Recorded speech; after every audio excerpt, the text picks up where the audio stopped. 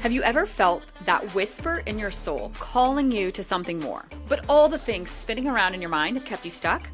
Well, what if I told you that choosing excellence could be both easier and more adventurous than you could ever imagine? I am Chelsea DeBruin-Colbert, your host of All Things Excellence. I'm a soul catalyst for excellence who leapt off that corporate cliff and left small-town Iowa farm life in my 20s to follow my calling, helping women come home to themselves by anchoring into who they're designed to be. I create sacred containers where women rediscover their truth, design their dream life, and transform those whispers into action. Now you can find me running my business from the soccer sidelines as a coach's wife, hiking my favorite Arizona mountain, or back in Iowa with my family, or on an adventure chasing my next sunrise, hot cup of coffee and journal in hand. Through intimate conversations about the stories, the traumas, and the transformations behind choosing excellence, we're creating a collective healing journey together.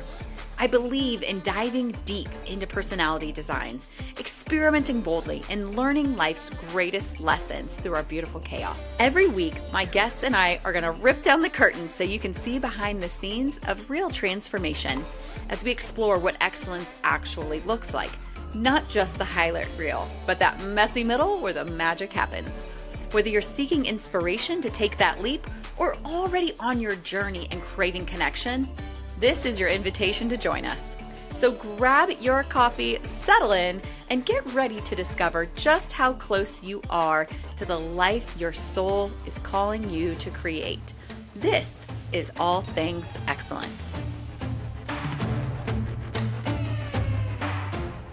Hey, All Things Excellence fam, welcome back. Today, we are going to talk about, is it time to dream a new dream?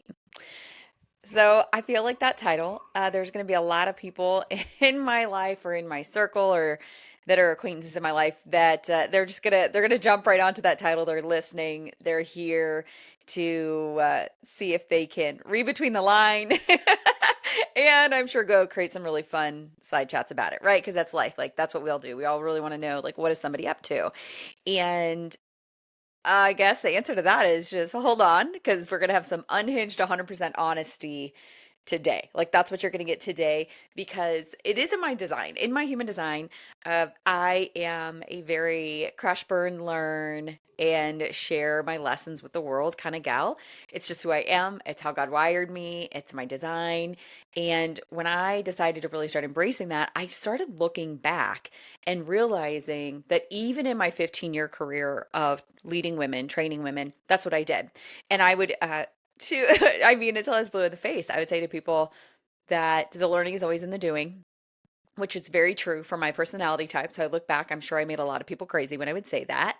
And my trainings that I would do for teams or my own team, I would always, honestly, maybe there was like a book or a concept or something that I was reading, but really I would take the concepts of that book and then I would incorporate what roller coaster part of my life I'd been on that was really relatable to that section of that book right now. So today, I'm going to bring you that, but I'm going to bring you that in the form of a message today called, Is It Time to Dream a New Dream? And where this episode came from, obviously it's come from life experience. Obviously, hello, here we are, right? I've got a podcast now, and it's very apparent to the world that I'm doing coaching.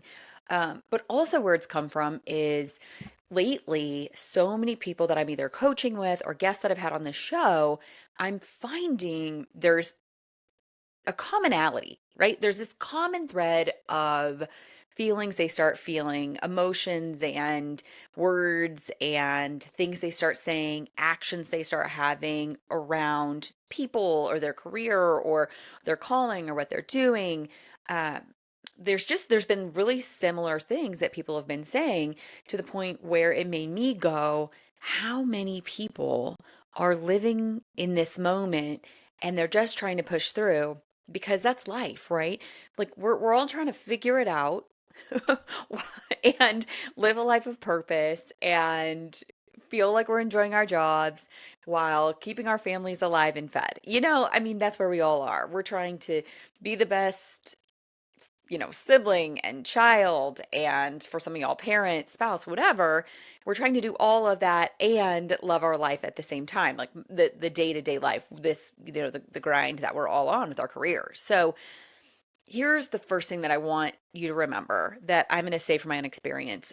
Somebody asked my mom recently if I was still a part of, my old organization, or if I'd quit. And because she said, all over social media, all you're seeing is all about this podcast, podcast, podcast. And my answer to that is this: that God never calls us to a job. He always calls us to a purpose.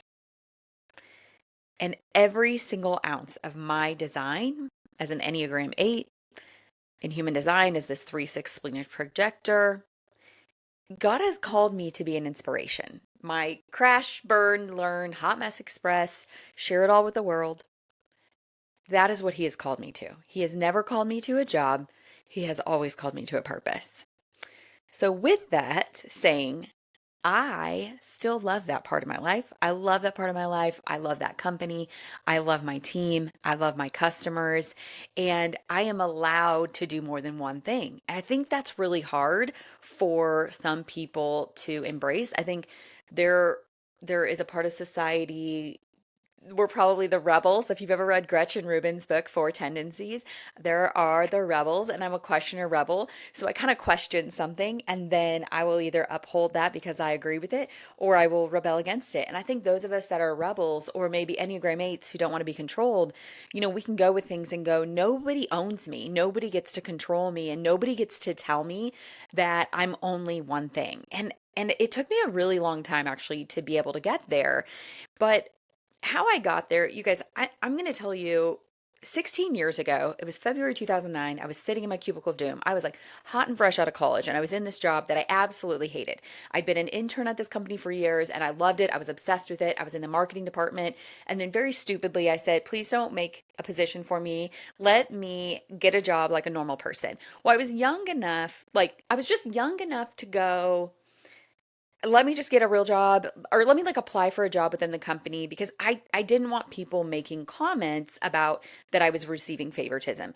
I was too young to realize that the whole entire work world is about favoritism. It is never about what you are or what you know. It is absolutely always who you know that is going to put your resume at the very top of the stack, of which still ended up happening anyways, but not in a great way. And then I got a lot of hatred. And so I was sitting in this cubicle and I was absolutely miserable. I moved from, the creative marketing department over to more of like a tech world where I was like, I don't even know what really, I honestly, my title was like sales manager, but I wasn't really selling anything. I don't know.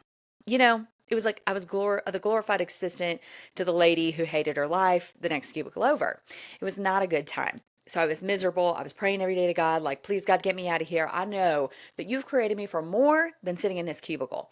And it was in that moment that I felt God speak to my soul so clearly, I can still hear it, that it said, you will be an inspiration. I said, okay, all right.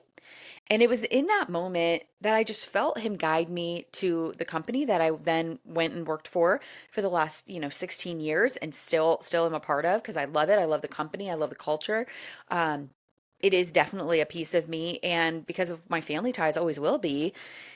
But he told me first, you will be an inspiration. And then he said, this is the vehicle that I want you to go use. He didn't say, I want you to go be this company. He said, I want you to go be an inspiration. And I'll tell you, that was in February.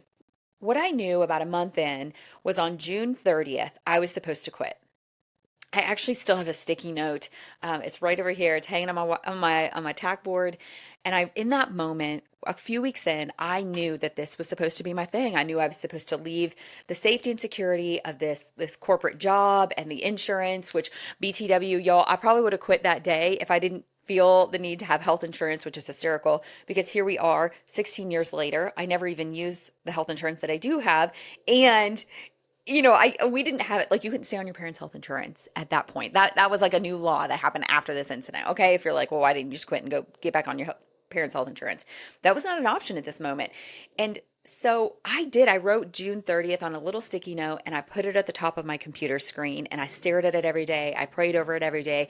I knew that I knew that I knew that I was supposed to quit that job, quit the safety and security of that job, and move into, my this direct sales career full time.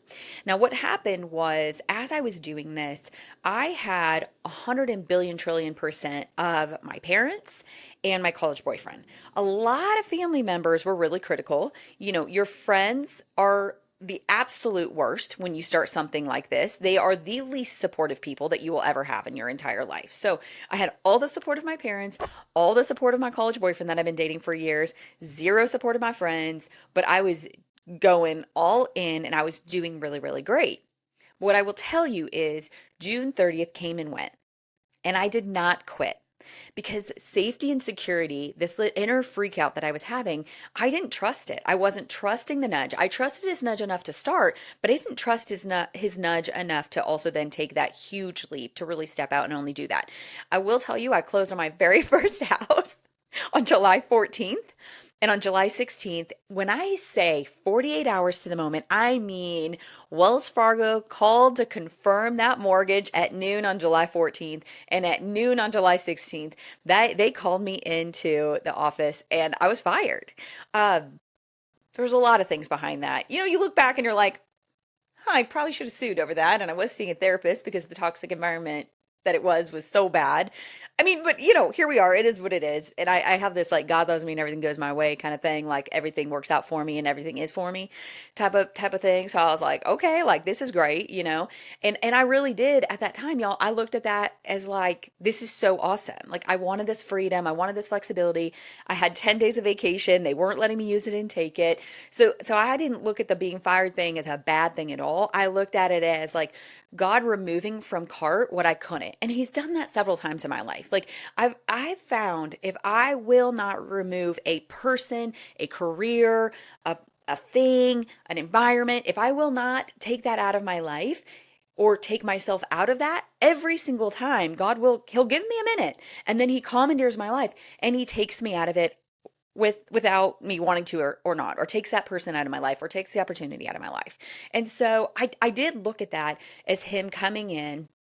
He gave me, look at that. He gave me 15 and a half days to make that decision and be good on my word that I had said like June 30th, I'm going to go. And I unfortunately, I didn't do that with him. And so then he did it, himself. And I will tell you that entire year was a giant year of a series of leaps and crashing and burning and learning. And there was just so much. It was a wild season of failure that I entered in for several years where I had a need to make others feel included to my detriment. I kept friends that I shouldn't have kept. I definitely helped people in ways that I shouldn't have helped. I've recently discovered that something that I would do was if someone wouldn't let me in a room, I would become so resourceful that they would have to let me in the room because I was helping them. And so I can look back at that and I can see where there are things that I should have done differently. There are lessons that I should have learned quicker, but also it caused me to develop myself along the way. So, asking yourself, is this season that I'm in where I am feeling like maybe it is time for me to dream a new dream? Is it God's slow redirection in your life? And there's usually two major signs. This is what I found. There's two major signs that either one, you are in the yawn phase. Sign number one, you are in the yawn phase. There's boredom, you've got burnout, frustration, failure. And it could be one of those four. You're feeling bored. You're just like, the yawn phase, like, oh my gosh, I'm yawning. I'm kind of bored. You're not finding yourself excited to research what to be better at your job. You're not finding yourself wanting to maybe stay late or wanting to go after it harder or wanting to be your best. Maybe you are experiencing a little burnout. Maybe you went too hard for too long and you burned out and now you're in that yawn phase because you can't. There's nothing you can do to get yourself reignited and re-excited. Or maybe you're frustrated. Maybe you fought this system for so long. I had that. You guys, there was a part where I was bored. There was a part where I was burnt out because I pushed so hard. But I was burnt out because I pushed so hard because I was frustrated. I was so frustrated with being beyond good enough and qualified to be in the rooms, but having a mentor that wasn't going to let me. And I can look back at that and go, her basic need was to avoid pain. And I tend to bring the unhinged, unscripted, full pain, full honesty. And so I was very frustrated that I wasn't being allowed to be in the spaces that I'd earned. Or maybe part of your yawn phase is just failure. You failed so much in this current place, or you've been put in this unwinnable situation, whether it's from your own actions or it's from the people around you. I think sometimes we get in positions where someone just decides they don't like you, and it's because your personality's grind, and it becomes impossible for you to succeed. And then what happens is sign number two, you become wildly critical. Right? So, sign number one, you get into this yawn phase, maybe from boredom, burnout, frustration, or failure. And then number two, you start to become really critical. You find all of the reasons that this place sucks, the people suck. You seem to find all of the reasons that absolutely they're 110% against you. Because I have a handful of friends right now where I have been watching them go through this, and they can find every single reason under the sun as to how the company that they're working for, either it's not aligning with their values, or it's not aligning with what they think they should be developing, or they're picking apart how they're doing something. They're picking apart something that they're developing. They're picking apart the people. They're finding all the reasons under the sun to just be very critical and rip this organization apart, rip the people that they're working with apart. And here's what I'm going to tell you today is, it has nothing to do with them and everything to do with you. Okay? Like, if you are no longer finding all the reasons that something is great and wonderful and awesome, and that you're no longer drinking the Kool-Aid, it's not them, it is you. And I think this is that slow burn where God is trying to redirect us to dreaming a new dream. Because the bottom line is, you're not happy and your need is no longer being filled. And that's not their problem. It's actually just yours, right? So here's some questions I want you to ask yourself. One, is God trying to bring me a new dream, but I'm refusing it? Is God trying to bring me a new dream, but I'm refusing it? Question two, why am I clinging to a place, a job, or a person that is no longer creating joy in my life? Why am I clinging to a place, a job, or a person that is no longer creating joy in my life? Is it about security, identity, ego, the self-trust to allow yourself to do a new thing? I mean, maybe you just don't get it, right? I feel like my own season of stepping into having a podcast, being a clarity coach, it's such an abstract thing. It's so hard to explain. I mean, even my own parents, I loved the day that my mom said, "So, what are you hoping to do with this? Like, what is this even like?" Bless her heart, like, why would she know? She had no clue how podcasts become actual jobs, like what that even looks like. And why would she, right? Like, literally, why would she? I found her asking me that one of the most exciting days of our relationship, because for her, why would I cling, for me personally, like, why would I cling to something old? It's there's a really deep bond for my mom and I in that. Like, it is our thing. And there was a while where I can get so emotional about this. I had such a deep fear about allowing myself to build another thing that I love and that brings me joy, and then I felt God screaming at me to do every single day. I had a fear that if I did it, I would love it so much that I would leave the other thing that had created such a beautiful relationship and a beautiful bond with my mom. Because, like, then what would we have to talk about, right? Like, I love having a great relationship with my mom, and it's our thing. And so I had a fear, right? I had a fear of disconnecting from someone that it's important that I stay close to. So why are you clinging to a place, a job, or a person that's no longer creating joy in your life? Question number three, are there critics you need to silence? Are there critics you need to silence? Do you need someone, do you need to hire a coach, hire somebody, hire anybody, go find a therapist to help you work through the criticism of the critics who don't even freaking matter.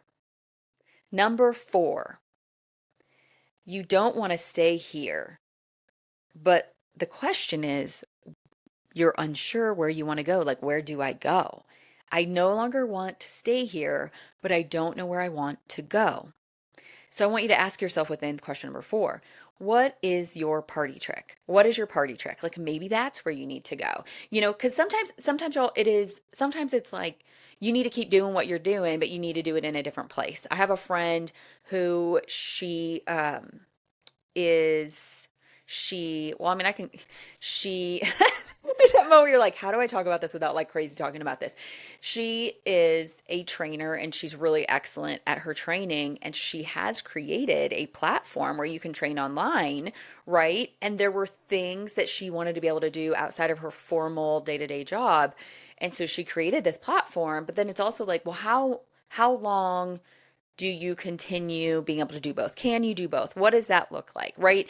And so for her, the party trick was all the same, right? So she is a trainer, she loves being a trainer, and she wants to stay being a trainer, but she also needs to create this other thing that allows her to have more, create more passive income. So she found staying where she is, but also creating this other platform to have more passive income was what was for her.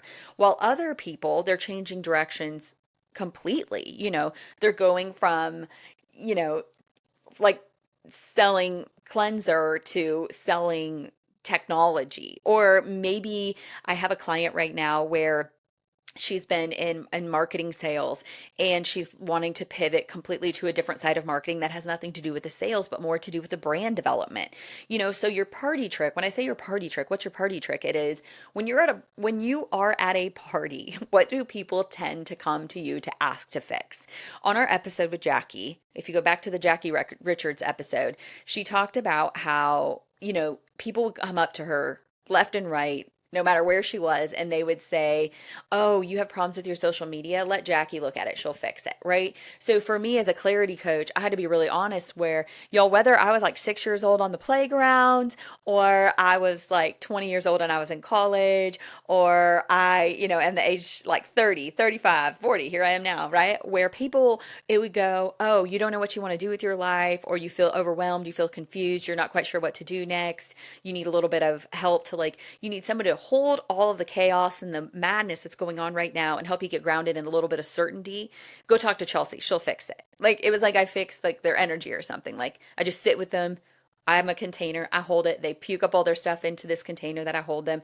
And then I help them sift through it. We give them some actions and I send them out, right? Like that would be my party trick, which is then how I went from, if you think about it though, I went from coaching and helping women who needed to create more income in their life and coming alongside them in direct sales, bringing them in direct sales, coming alongside them, helping them create clarity and structure as to what they wanted to do, what they wanted in their life, and then how to go after that.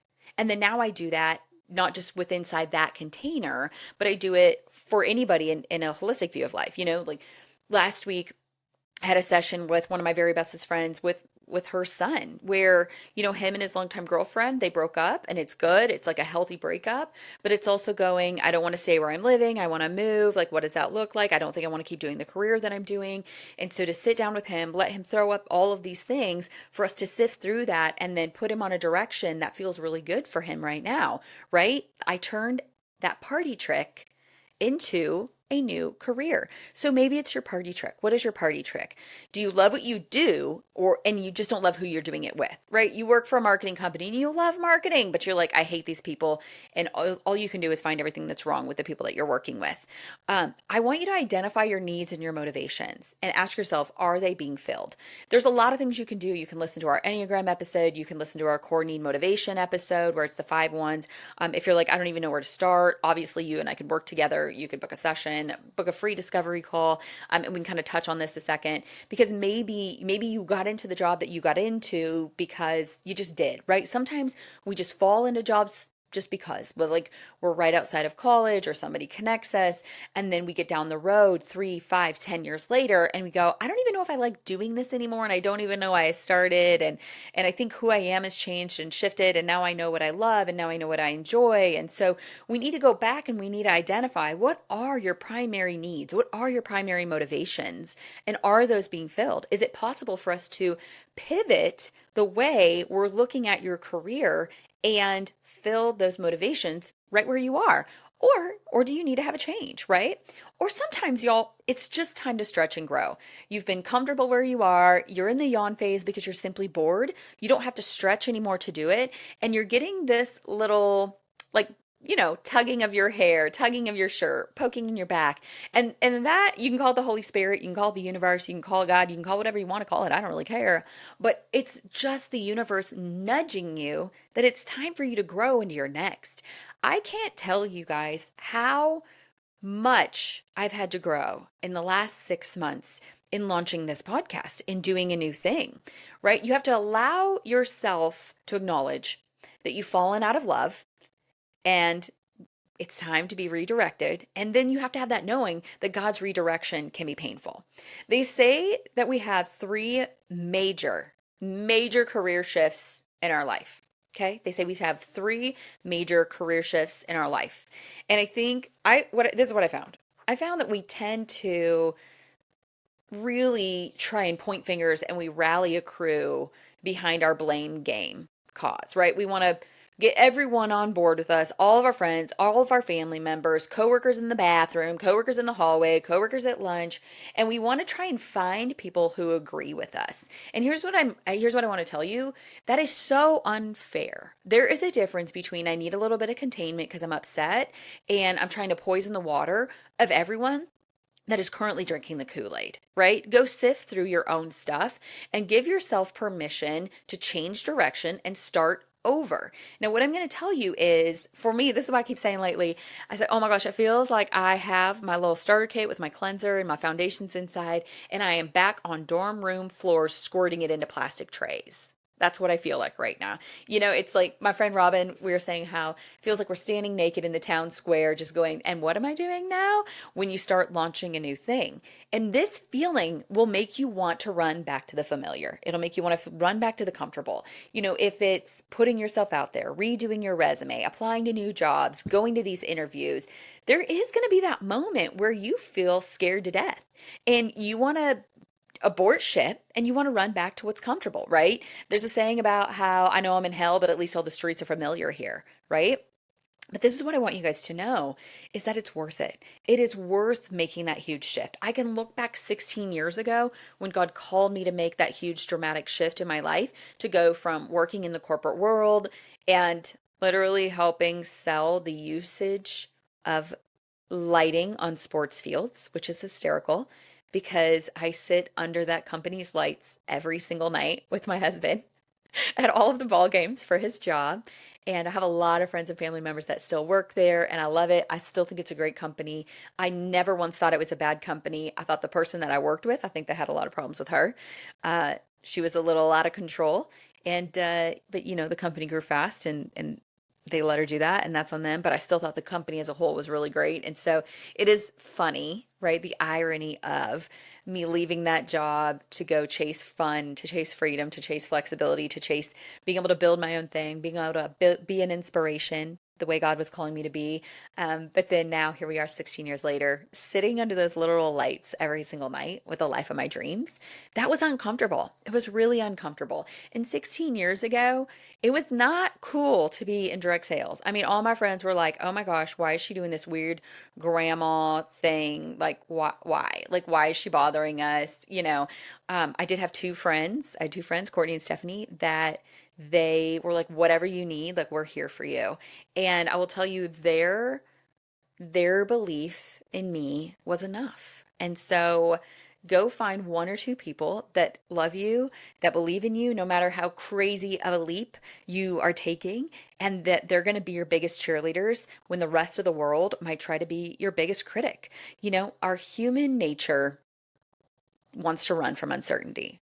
So taking this leap, whether it's shifting careers, shifting jobs, or stepping out on your own, creating your own company, whatever that is, our human nature wants to run from uncertainty. So you're going to feel that fear. You need to make sure that you have at least 1 to 2 people in your corner on the days where you want to jump ship, that they meet you right there, right? They embrace that part of you, and they encourage you to have you to keep going. I want you to do this.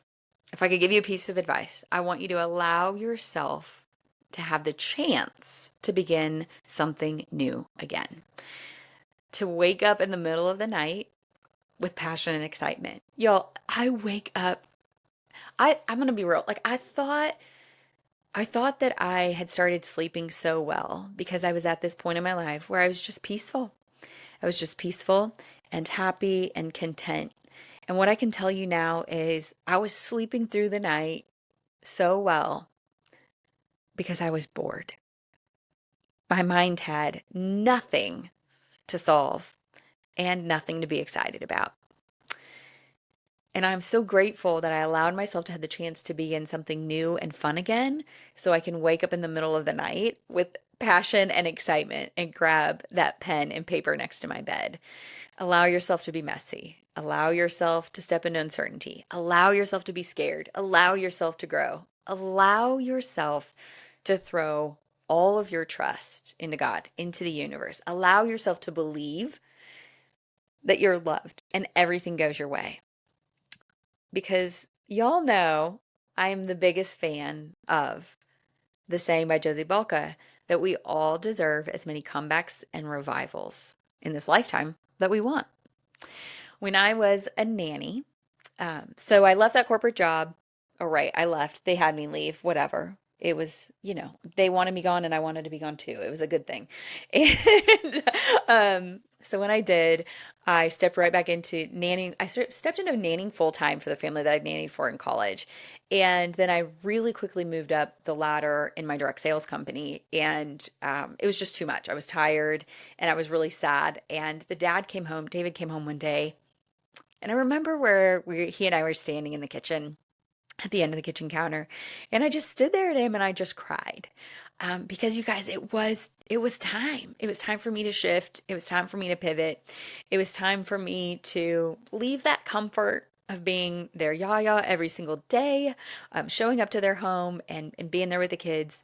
And it was time for me to take that leap and go full time into this business where I was leading women and helping them create more income for their home. And I was a mess about it. I was just crying. And their dad said, the only thing that's final in life is death. You'll always be their yaya. It's never going to change. We'll always love you, and you will always be welcome back. And I did go back about a year, 2 years, I think 2 years later, I went back and I nannied the kids for the summer. They're still a huge piece of my life. They are like the niece and nephew. They're like we call them the OGs. Uh, and they're even, we're a huge part of each other's life. They're literally coming here on spring break in 12 days, and I couldn't be more excited about it. And then the other thing that happened in my lifetime was there was a season exactly 8 years ago, of course, 8 years ago, where I was considering, I'd been offered the position to try technology sales. It was a great position, and this company owner, he'd offered it to me. He met me and knew me, and I was talking to my hairstylist about it because they're our therapist, right? And Hannah said, well, I mean, you can always go back, right? Like nobody says that if you give this a try to see if you like it, that you can't go back to doing what you're doing before, right? And I was like, yeah, you're not wrong. And so I did. I tried it for, I don't know, maybe 60 or 90 days. And I will tell you, I left not because it was hard or uncomfortable. I left because I quickly found out that the core values were not aligning with my core values. So here's my tip. I want you to go buy a journal, a literal physical journal. No, not on your phone. Don't use the journal app on your phone. Don't use your iPad. Don't use your scriber. Don't use your whatever. I want you to get physical pen and paper. And we can call this like your transformation journal. You can call it whatever you want. Dream a new dream journal. But go buy a journal. And I want you to give yourself time, even if it's only 5 to 10 minutes a day, to just journal out all of your feels right now around this. Journal out, are you bored? Are you frustrated? And why? Like, why are you experiencing the emotions you're experiencing? What are your emotions around your job? Who are you most upset with at your job? Is it the company? Is it the product that you're selling or you're promoting? Or is it the clients? Like, I want you to give yourself the liberty to explore everything around why you're not enjoying this anymore. But I also want you to write about when it was good, what did you love most about it? When it was good, what did you love most about it? What has shifted? What has changed? Like, really flesh this out. Pray about this, meditate on this, ask God to give you guidance on this. And then I want you to allow yourself in the same journal, I want you to allow yourself to entertain a new ideal life. Let's say 5 years from now, maybe there's this thing, this like tiny whisper that keeps coming to you that you should maybe give a try. And if you were to do that, what would your life look like 5 years from now? And we call it your new ideal life. I would say to my clients, what is your most ideal self doing? What is your most ideal self doing? My sister-in-law was here last week, and her and my brother own a company with, I don't know, 20 plus employees or something like that. I don't even know.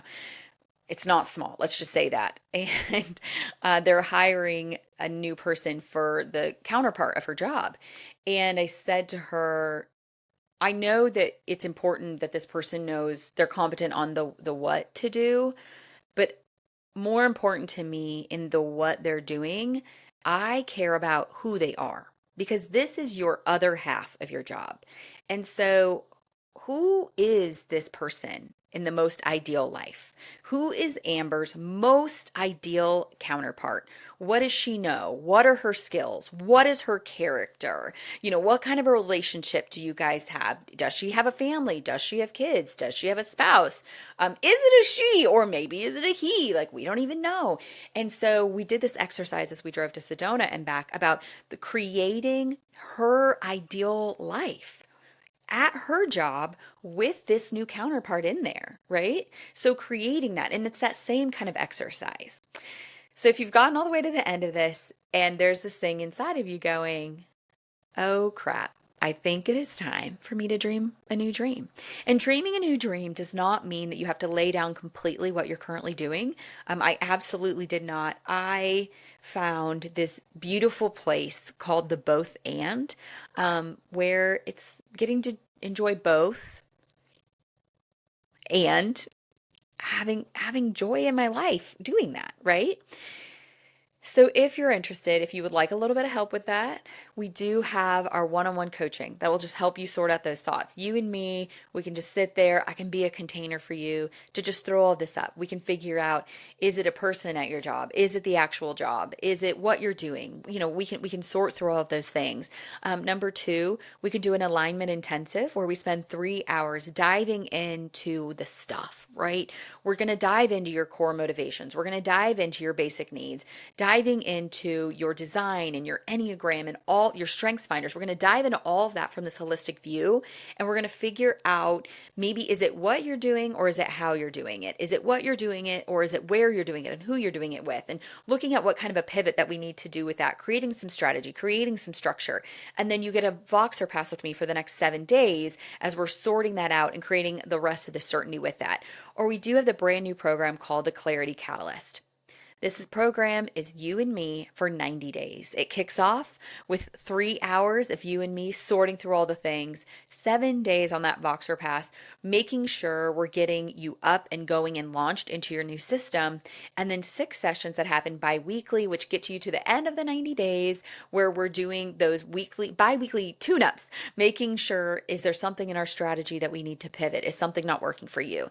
And you guys, this can work in all areas of finding you a new career, pivoting on your current one, helping you re-fall in love with where you are again. You're like, I love what I do, but I've fallen out of love with it. We can figure that out. Something that I'm working with a client right now, we just need to, for her, we needed to introduce a new way of living, right? A new way of living. And she just recently come to this place where she realized, like, this toxic lifestyle that she was living, she realized it was so toxic and that we need to make tiny itty bitty little pivots from the environment that she has. It's silly things from candles to wall plugins to the food that they're eating. Introduce some new daily habits, like a little bit of exercise. So pouring into that, figuring out her core values, figuring out what matters most to her, looking at her Enneagram, looking at her human design, making sure we're setting her up correctly so she's going to be successful for the long haul. Because this structure is set up according to her personality design, right? Very customized. For the next 7 days, we're in the 7 days part right now where I'm running right there alongside her. I'm her best and biggest cheerleader because sometimes we need that, right? Sometimes we need someone who is in our corner because they believe in us, right? And then for the next 90 days, I'll be alongside for a bi-weekly coaching sessions, just making sure we're helping with things if she needs, change up in the menu. She has some questions about stuff that she's bringing into the home or how she's doing, making sure she's staying active with her workouts, because the goal behind that is creating the new, cleanest, healthiest version of her so she can be the best mom and be the best wife that the deepest part of her heart desires to be. But innately, guys, we're not designed to do that alone. We're designed to be in relationship with other people. We're designed to have a community. But sometimes we can't get the new community with who we are in this moment. And this was a conversation that her and I had in her deep dive where the people that are surrounding her right now, she's come to the realization she deserves a better circle of influence. But in order to get that better circle of influence, we've got to raise her vibrational frequency where she is. So this has nothing to do with her job and everything to do with her day-to-day life. So it might have to do with your job, but it might have to do with your day-to-day life, right? Like that. It might be about, attracting the spouse that you want and it's just not coming together. So we'd work together really intently for 90 days to be able intentionally for 90 days to be able to get there. So there you are, all. I love the questions. I love the comments. And you guys are going to start seeing this release now. If you have questions at the end of this, I want you to go to chelseadbc.com/unscripted, chelseadbc.com/unscripted, because we are officially launching our new series of our podcast that is coming to y'all every other Friday called All Things Excellence Unscripted, where I am taking your coaching questions and I'm bringing them live. I will not be sharing your name, but we will gather your information so you can always be notified when your episode is going live. So if this has stirred some questions in you, please run to chelseadbc.com/unscripted, drop those coaching questions that you have for us. Or, of course, you can work with me one-on-one and you can get one of those offers as well. But I cannot wait to see you guys back here next week for our first episode of All Things Excellence Unscripted. Stay excellent, y'all, and thank you again for joining.